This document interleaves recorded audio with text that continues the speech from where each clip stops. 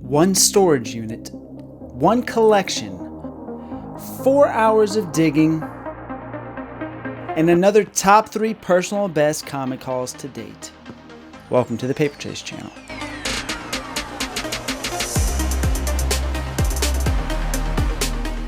Collection, storage unit, digging. These are the best. Y'all know this, right? The best videos.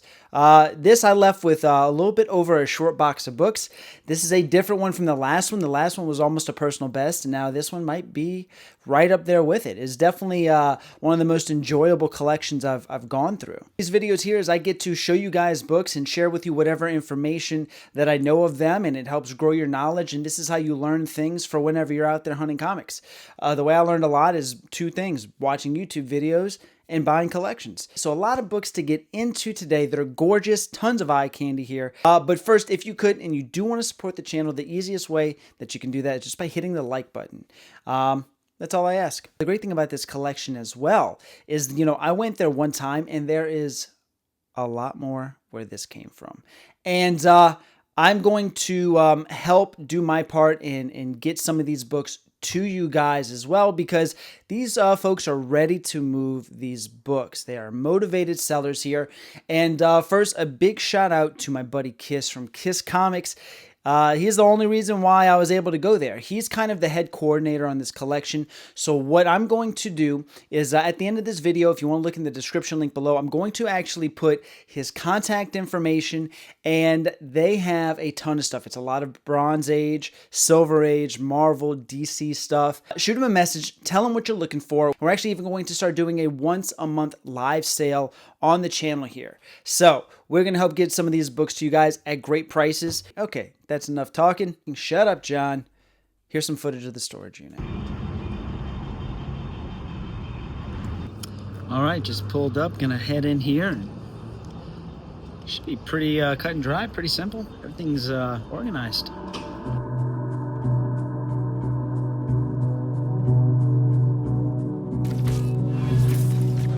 Nice job, kid. Thanks. Well, I could have stuck the landing a little better. It's just a new suit.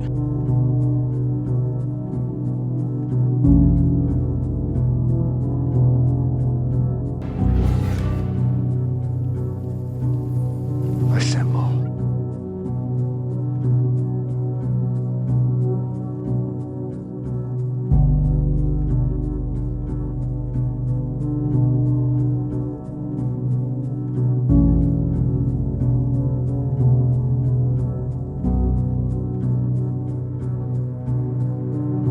Oh, yeah.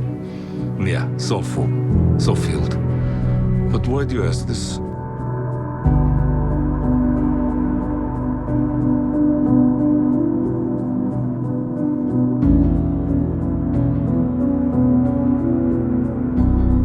Mark, Jarvis, I'm sorry I was asleep. Or I was a dream. Reboot.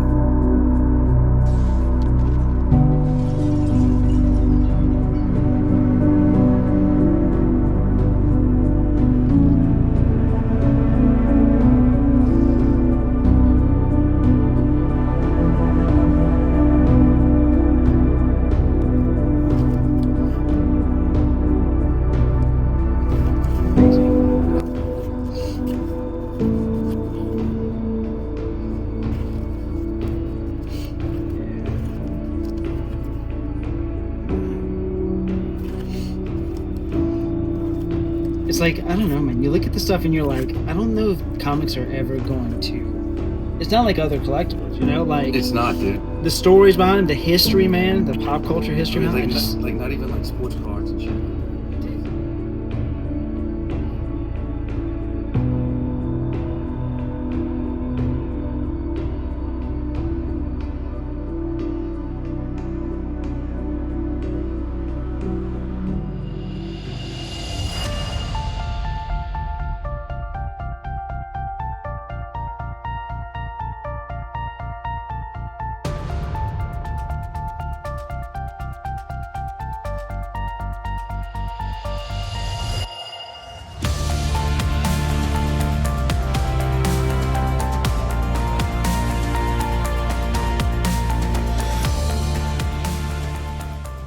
We gotta pull it out and smell it.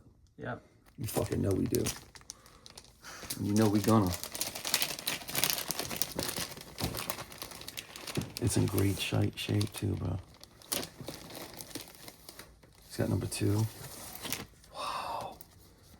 Oh, there's something hard in there. That's what she said. That's what she said.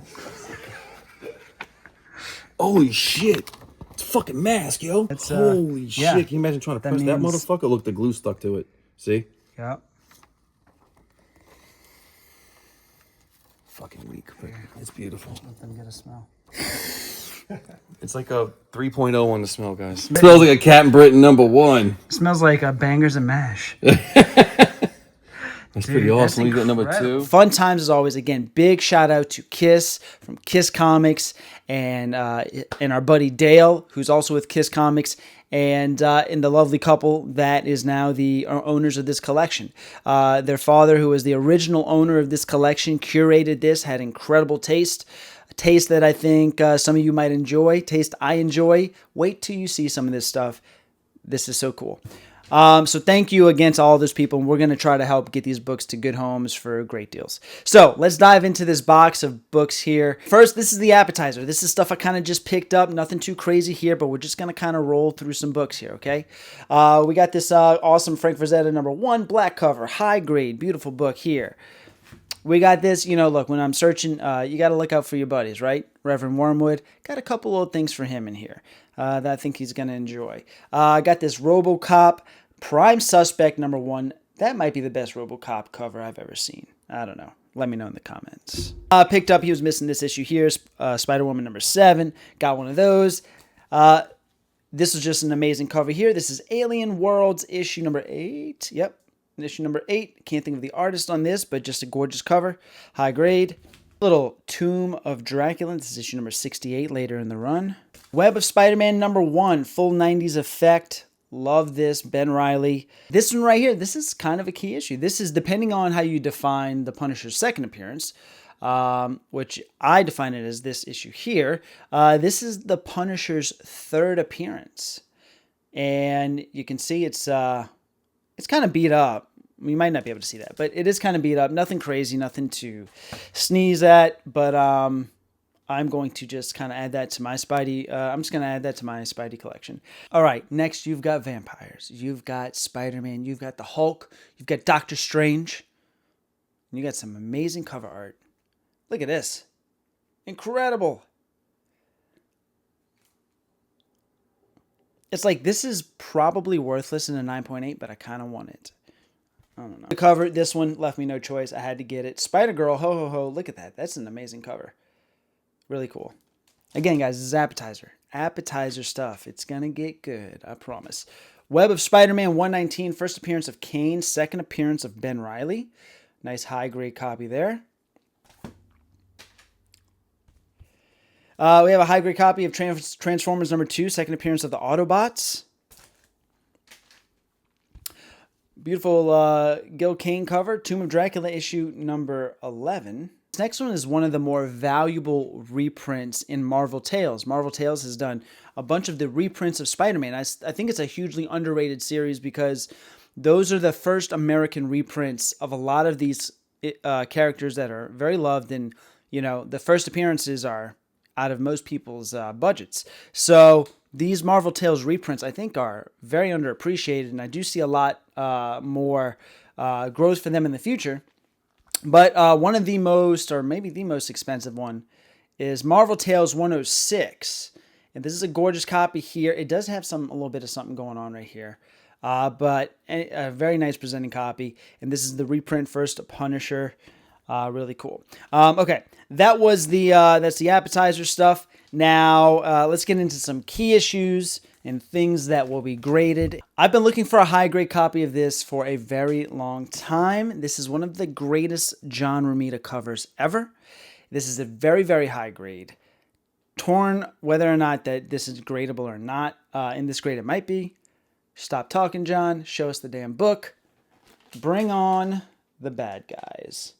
You got Mephisto, Dormammu, Doom, Red Skull, Loki, Green Goblin. Who's that? Is that Abomination? Sure is. Incredible. Okay. Now we're going for some key issues that I picked up. Some will be for sale. Some will be in the personal collection. Got a Captain Marvel #1. Big premiere issue. First of his ongoing series. Captain Marvel issue number 26. This is actually the first cover appearance of Thanos. Very similar to Two-Face's first cover appearance in the Golden Age. I kind of like it. Of course, everybody loves a big old, great first cover appearance, appearance combo. But something about whenever, like, the first cover's kind of ducked off to the side. I don't know. Kind of fun. Kind of funny. Next, we got a Captain Marvel, this is actually Marvel Superheroes featuring Captain Marvel. Issue number 13, square-bound book. And this is the first appearance of Carol Danvers. Next, love a good Jack Kirby Thor key. Thor 165. First appearance of him. This has got like an Abbott and Costello who's on first bit written all over it. First appearance of who? Him. Him. Who's him? Another great Thor book, Thor 134. First appearance of the High Evolutionary, who was a sicko in Guardians of the Galaxy. Jesus Christ, that guy was demented, man. And he's still alive, too. So he could pop up later. Not that that matters for that book. I'm just saying, like, I'd like to see the evolution of his character. He was pretty sick. Very cool book here. Amazing Adventures, issue number 11. First Furry Beast. 1970s, baby. Bronze Age comics. The Beast let his fur go. Back when a little bit of bush wasn't so bad. All right, Tomb of Dracula key. This is number 13. First appearance of Deacon Frost. Okay, now for one of the most Bronze Age covers that I've ever seen in my life. Marvel feature number 3. Look at this. Look at everything about this is just so Bronze Age. The title, the trade dress, the colors, how large all the characters are. It's my favorite. I don't know why. These are my favorite era of comics, for sure. This would be the third appearance of the Defenders as well. All right. Next up, I've run into this book twice in like 2 months. Marvel Spotlight number 28. This is the first solo Moon Knight story. Now, nothing I'm showing you here I don't think is going to get graded, except for maybe that first John Romita high-grade little novel book there, guidebook. But we're not into the graded stuff yet. It took me 4 years to find this book. Started collecting comics because of Star Wars, reading Star Wars comics. I was so in love with the franchise, and I just wanted to get as much into the lore as possible. And that's why I got into comics. And from there, my natural collecting love of art took over, and it kind of led to everything else, and horror and all that stuff, right? Long story short, 4.5, 5 years later, first time running into this book, Star Wars issue number 42. First appearance of Boba Fett. Looks, let me tell you, if it wasn't the front, 9/8. Turn it over, small little tear piece missing out the back. It's not even missing, it's just a tear. It's barely hanging on. But this book has tanked so hard because of what they did to his character. Sucks. I've been looking for this book for a long time. The most petty comic storyline of all time, Luke Cage goes after Doctor Doom in an epic battle for a matter of $200. Luke Cage Hero for Hire, number 9. Whew. Hell yes. Okay, bit of a milestone issue here. This is Journey into Mystery 125. This is the final Journey into Mystery run, or final issue in the Journey to Mystery run before it switched over to Thor. All right, another great Bronze Age key, Marvel feature number 1, first appearance of the Defenders. Low grade copy, but that's okay. Affordable for somebody who just wants to have it. Now we're into the books that I will do my best to clean, press, get graded. Love this book here. Wolverine number 1, but it is a newsstand, and I know the Mylar makes everything look really good, but this one actually is really, really nice. So look how gorgeous that is. Golly.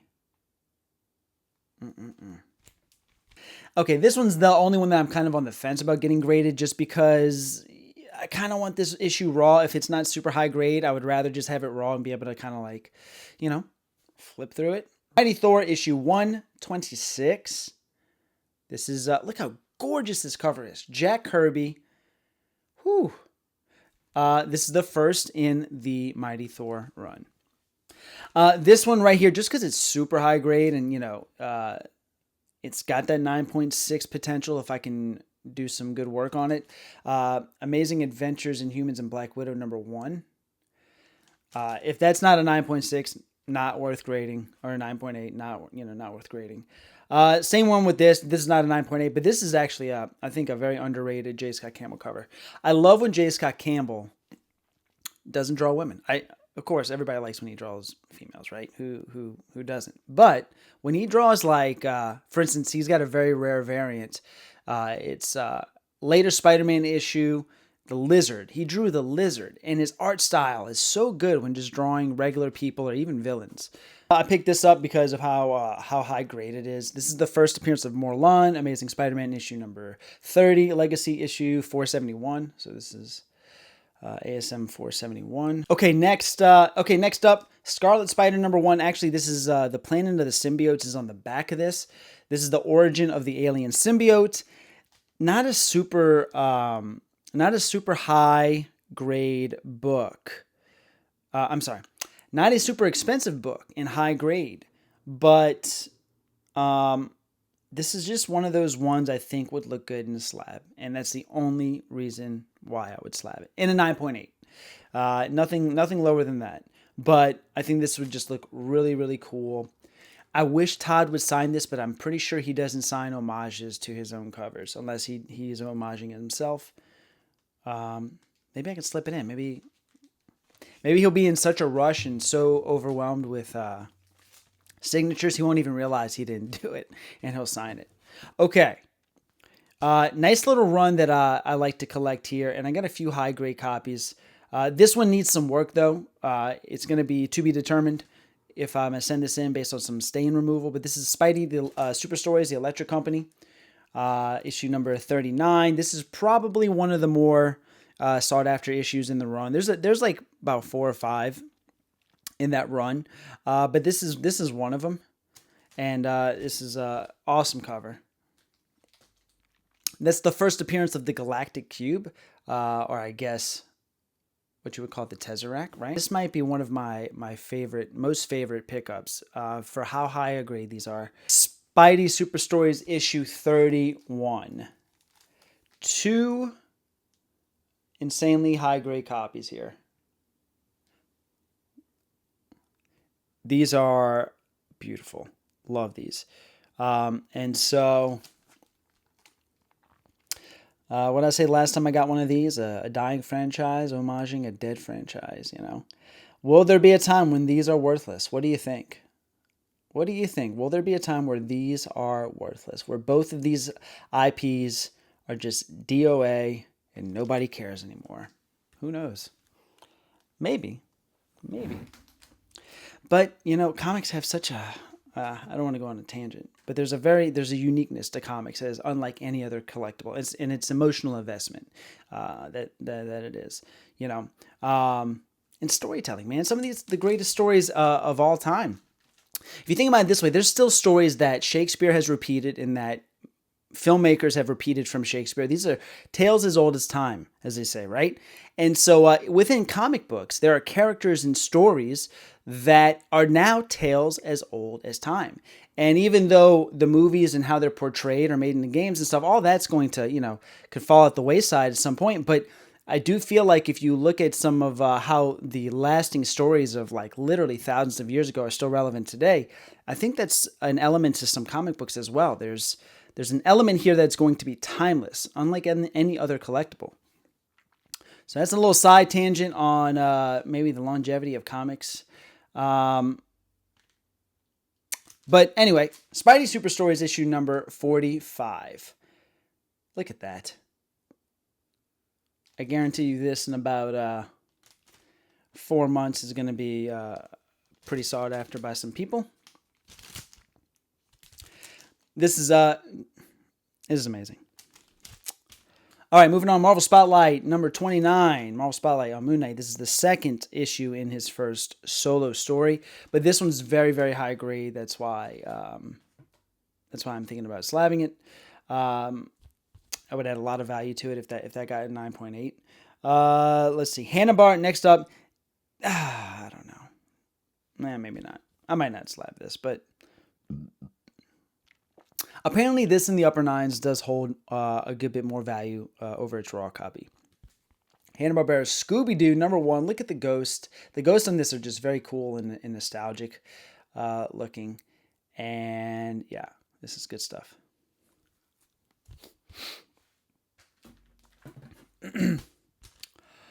All right, again with the Star Wars, took forever to run into this issue, but finally got it. Star Wars issue number 68, newsstand, high grade copy, first appearance of the Mandalorians. Okay, now moving on to some magazines, some incredible magazines here. Marvel Super Special magazine number 18, Raiders of the Lost Ark. Awesome. Man, I thought this was going to be a 90 candidate until I took it out of the bag and looked at the back. Still a nice high-grade copy. First print. This is Marvel Graphic Novel, issue number 4. And this is the first appearance of the New Mutants. Next up, grab this just because it looked cool. Doc Savage. This looks like either Cthulhu or Man-Thing on the cover. Not sure of the artist off the top of my head on this one. Yeah, that's Cthulhu. That's some cool shit right there. Next, Vampire Tales issue number 11. Awesome staking, almost looks like a sacrifice. I think the artist's name on this cover is Val Merrick. Not too familiar with his work, but pretty good. Okay, Bronze Age is responsible for some incredible Hulk covers, and I mean that with all pun intended. Look at this. This is the Hulk issue number 22. Battling this kind of like sea demon or whatever. Awesome cover there. And then another one, this one right here. This is the last issue, the final issue, Marvel Magazine Group, the Hulk number 27.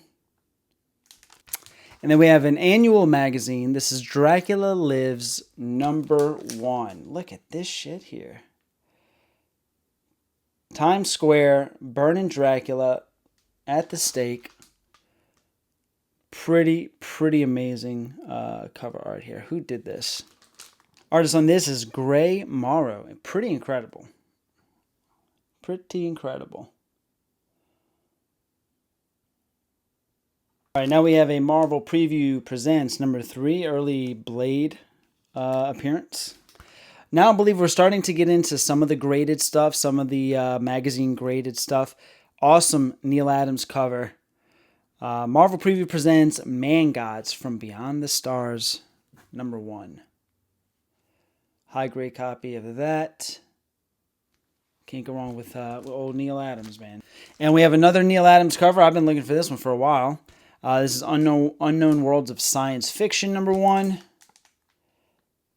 Look at this. First appearance of Lilith in The Haunt of Horror, number 12. And this is kind of a bigger book. And it's pretty high grade. We're definitely in the 9s from what I can remember. We're maybe at like a 9.2 or something on this. But, for these magazines here, pretty respectable. Classic Haunt of Horror magazine's got some Chris Claremont stories in this one. Number 5. Artist on this one off the top of my head kind of has some Boris Vallejo vibes, but I don't think it's him. Psycho number 7. This is just a pretty wild cover here. And then this might be one of the best Conan the Barbarian covers I've ever seen. Savage Tales featuring Conan, issue number 2.